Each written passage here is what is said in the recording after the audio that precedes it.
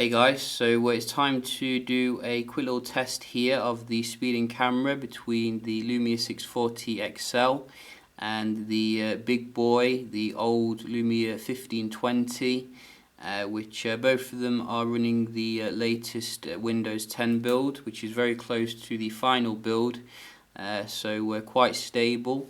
And we wanted to check out the speed and performance here.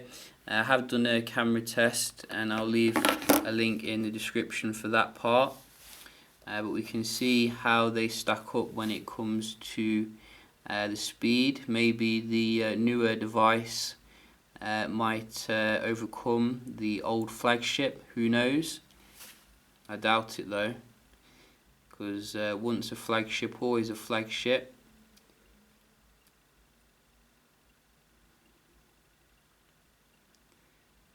This is obviously old Nokia versus the new Microsoft as well. And you can see the 1520 very nice and quick when it comes to the booting up here still, but the Lumia 640 XL not very far behind, which is good. And we can just check here as well that we have cleared off all the apps. So you can see they're both running the new interface here. We also have the new apps such as the Microsoft Edge on both of them, as well as Groove Music. So we can check it out here, some of the app opening speeds on both of them. Someone already commented that they thought that the Windows 10 update was slow, and personally I'm not really feeling that too much. It seems to be pretty okay if you ask me, compared to some previous builds. I think you can see here the 1520 is leveraging its Snapdragon 800 here very nicely in general and in particular.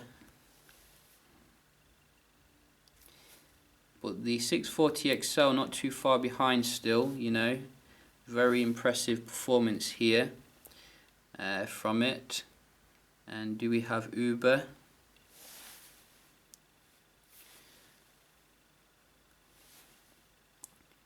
So I think the 1520 again here. No messing around for it. What about the camera here? We got Lumia camera. Ooh, the 640. 640 was quicker there, which is very nice. So we're going to give it a point. And how about the Groove Music? We got that here. So that was about the same. And what else do we have? We do have the dialer. A little bit quicker again on the 1520. So I think in general here you can see the 1520 is still very fast when it comes to the day-to-day, and definitely leveraging a lot of power here. So I'm going to give the app opening to the 1520, very nice performance here. We can just check out the Edge speed, putting this new browser to the test. And let's just, whoa, let's just get this down a little bit to medium. These are very bright IPS displays. Obviously the 1520 is slightly higher in terms of the resolution. Check out Daily Mail.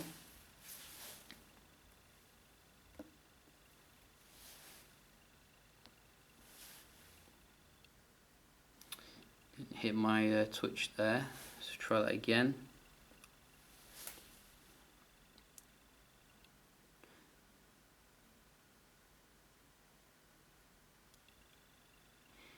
So very quick here when it comes to the 1520.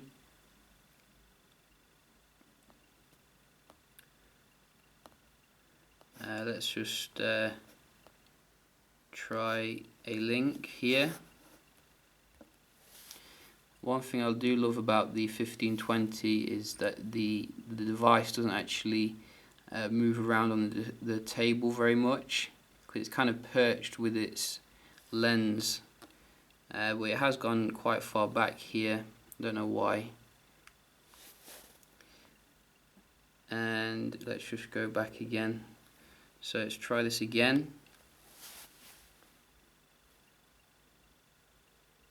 Oh, we do have the 640. Wow. So it took a point there. Very nice. And we can see the verge for the next one.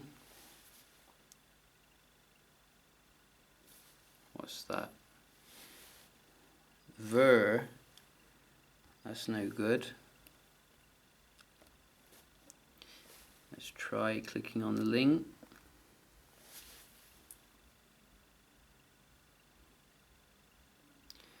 So a little bit quicker here again on the left.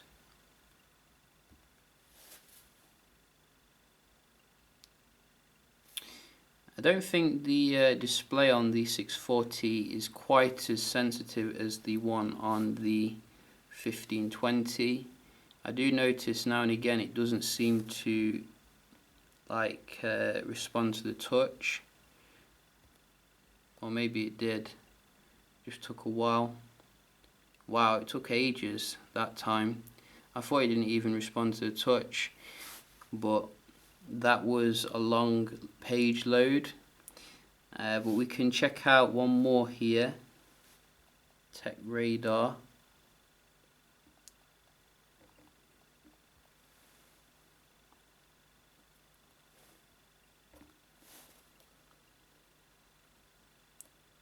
So I think you can see again it loaded a little bit quicker on the 1520, but very similar when it comes to actually going to the web page. And here Tech Radar is reviewing one of my first smartphones, actually, the K750i. Good memories of that device, and an old classic. So I think I'm going to give the web browsing again to the 1520 here in general. It just seems a little bit snappier. We can just check out the multitasking as well with this new kind of interface. And we can go back to something. Well, we can't go back to too much here on the 640. Obviously it's a little bit more aggressive when it comes to the RAM management, because it's got not quite as much to play with.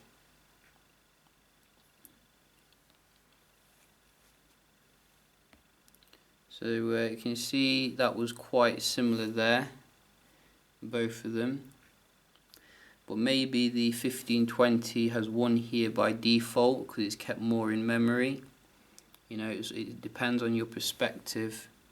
But you can see that the ones that it does keep in memory, it seems to load them quite quickly, which is good.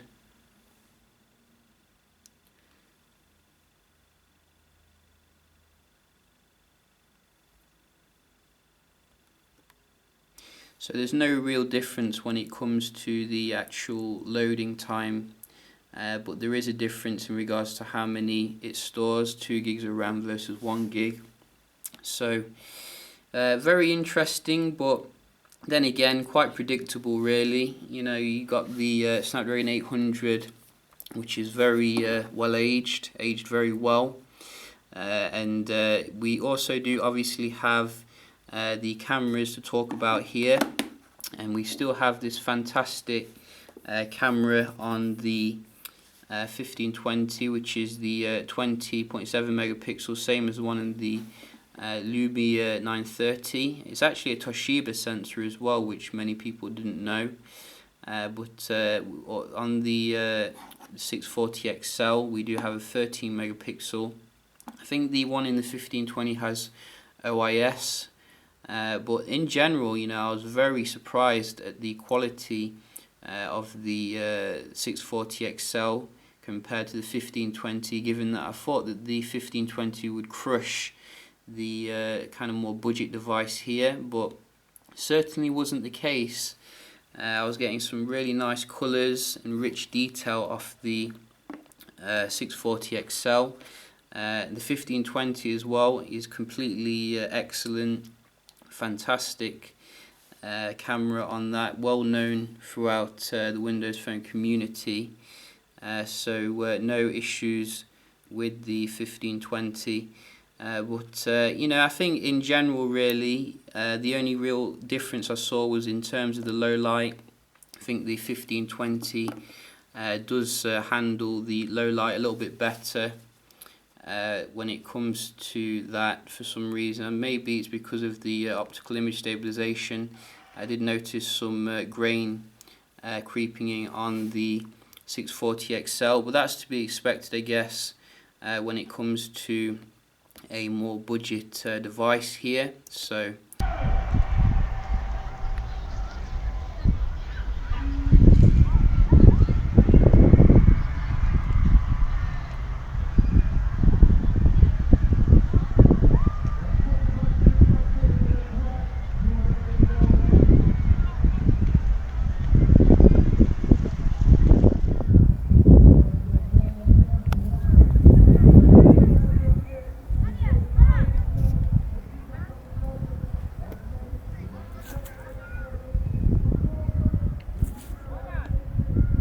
if the camera is important to you, you'll get quite a good experience from the 640 XL. But I think putting Windows 10 on the 1520 has reminded me that, you know, this is still the best Windows phone, bar none. Even in 2015, it's still an amazing device. And you know, if you're looking for something to keep you going and you can see a cheap 1520 deal, you know, jump on it. It's still an amazing device. The 640 XL is in itself an amazing device as well. I'd say that if you're looking to save some money, you know, you'll get a fantastic experience, very close to the Lumia 1520. However, there are some compromises here and there with the slightly chunkier build, obviously, as well as the slightly less resolution display. So two excellent devices nevertheless, and definitely looking forward to if Microsoft makes some new flagship Windows phones that look like this. Hopefully they do, and probably a little bit smaller just to give it some more mass appeal as well. So yeah, just a quick little video here checking that out. Hope you did enjoy, and if you did, give the video a like, and I will see you in the next one. Cheers.